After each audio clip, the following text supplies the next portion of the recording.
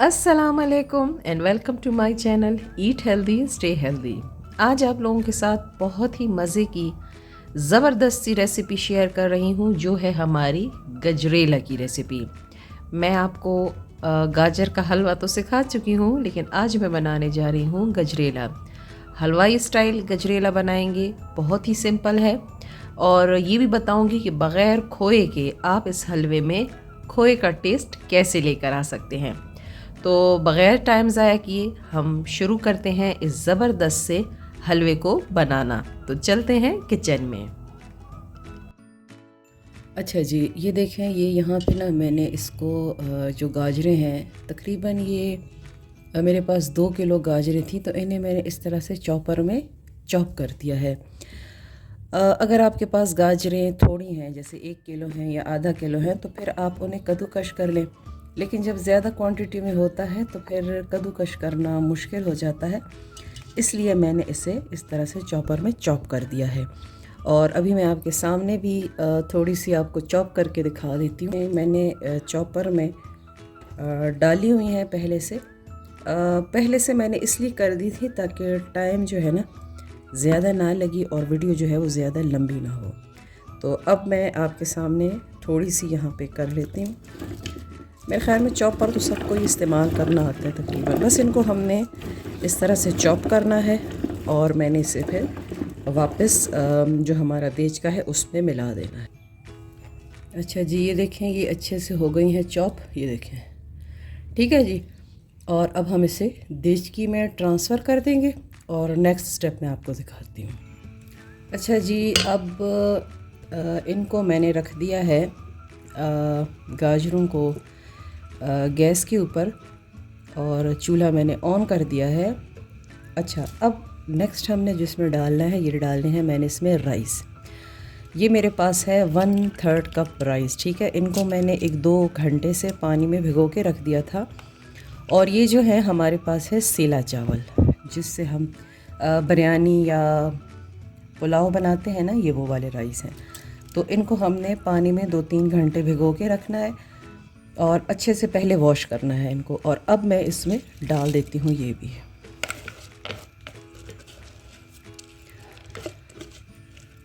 अच्छा जी, अब हमने इसमें ये राइस डाल दिए और इनको इस तरह से अच्छे से मिक्स करेंगे और हल्की आंच पे इसको हम पकने देंगे।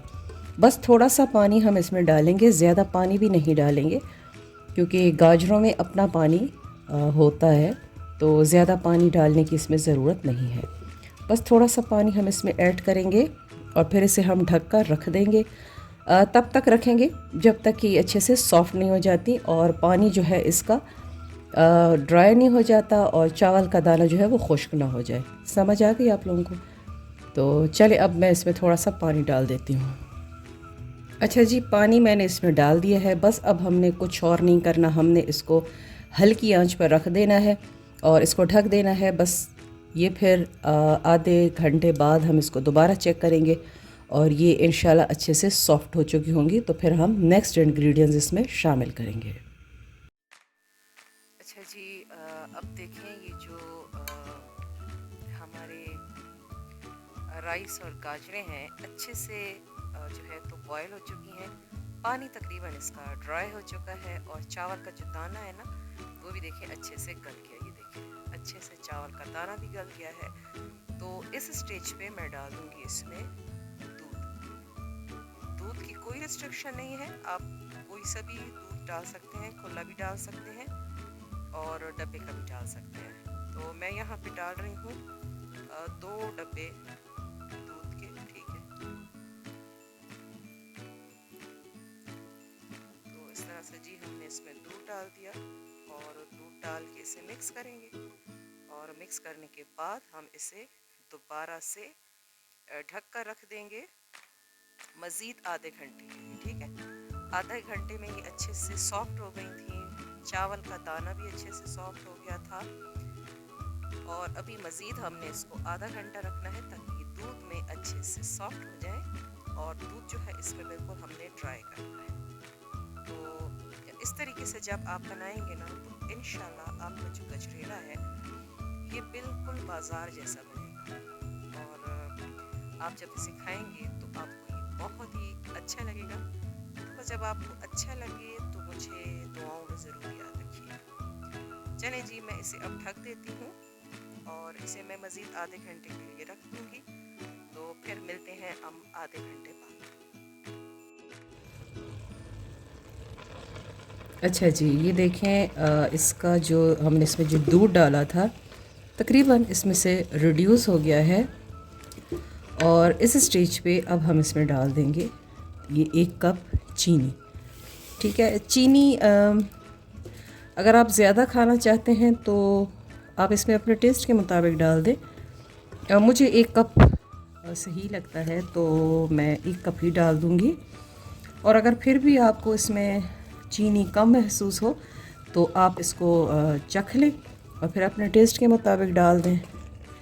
ٹھیک ہے جی، مجھے یہاں پہ 1/2 کپ ہی نارمل لگتا ہے کیونکہ میرے گھر میں میٹھا زیادہ نہیں کھایا جاتا، تو اس لیے میں نے 1 کپ ہی ڈالا ہے. آپ اپنے ٹیسٹ کے مطابق ڈال دیں.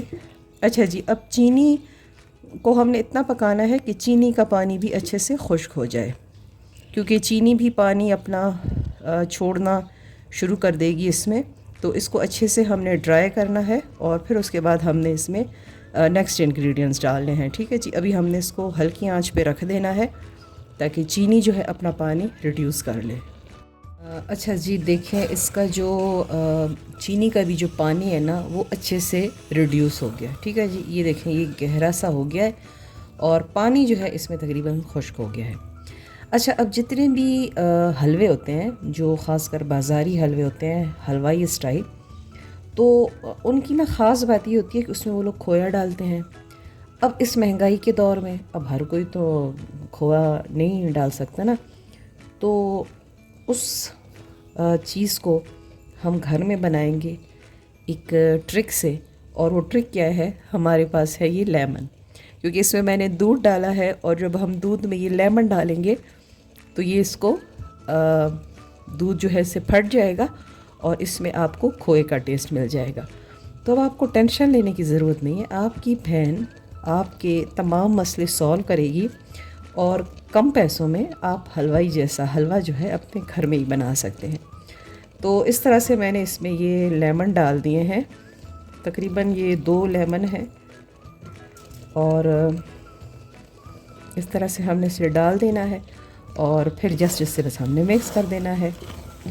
تو یہ آپ کا زبردست جو ہے کھوئے والا گجریلا ریڈی ہو جائے گا. اگر تو آپ کو مل جاتا ہے کھویا تو آپ ڈال سکتے ہیں، لیکن مجھے نہیں لگتا کہ ہر کوئی افورڈ کر سکتا ہوگا. تو یہ ریسیپی آپ اس طریقے سے بنائیں تو انشاءاللہ آپ کو بازار سے کھویا لینے کی بالکل بھی ضرورت پیش نہیں آئے گی اور زبردست سا کھوئے والا گجریلا جو ہے آپ اپنے گھر میں ہی بنا لیں گے. اچھا جی، بس ہم اس کو تھوڑا سا چھوڑیں گے تاکہ لیمن جو ہے دودھ میں اچھے سے مکس ہو جائے اور اس کو ایکٹیو کر کے کھویا بنا دے. تو پھر ہم اس میں اپنا نیکسٹ انگریڈینٹ ایڈ کریں گے. ٹھیک ہے جی. اچھا جی، اب ہم نے اس میں ڈال دی ہیں الائچیاں. ٹھیک ہے، میں نے 10 سے 12 عدد الائچیاں ڈال دی ہیں کیونکہ کوئی بھی سویٹ ڈش الائچیوں کے بغیر ادھوری ہے. اچھا جی، اب ہم نے اس میں الائچیاں ڈال دیں اور الائچی ڈالنے کے بعد میں اس میں ڈال دوں گی گھی.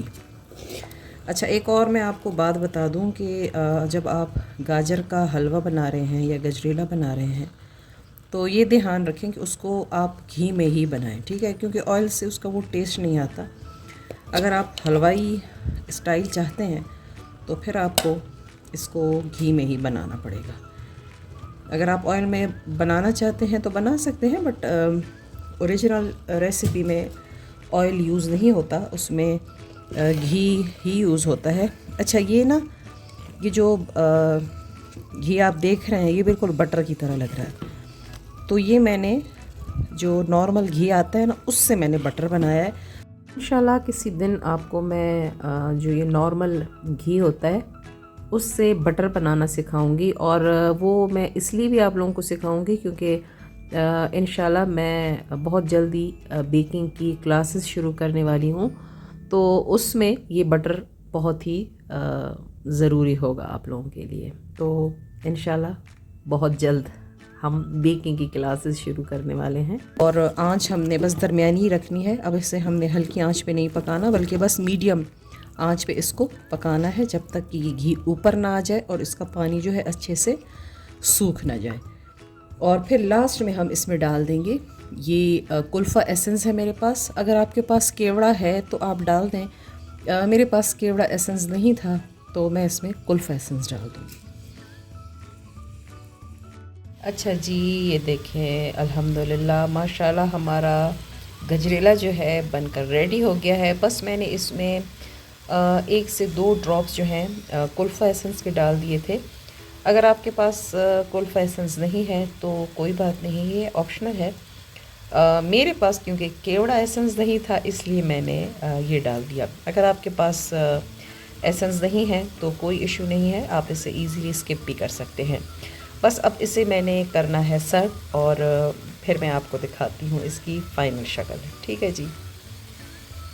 تو یہ دیکھیے ہمارا زبردست سا گجریلا جو ہے ریڈی ہو گیا ہے، اور امید کرتی ہوں کہ آج کی زبردست سی ریسیپی آپ کو اچھی لگی ہوگی۔ اگر ویڈیو پسند آئے تو اسے لائک، شیئر اور کمنٹ ضرور کر دیجئے۔ میرے چینل پر نئے ہیں تو اسے سبسکرائب کر دیجئے۔ میں ایک اور ہیلدی زبردست ویڈیو کے ساتھ دوبارہ حاضر ہوں گی، تب تک کے لیے اپنا بہت خیال رکھیے، جو دعاؤں میں یاد رکھیے، اور اجازت چاہتی ہوں۔ اللہ حافظ۔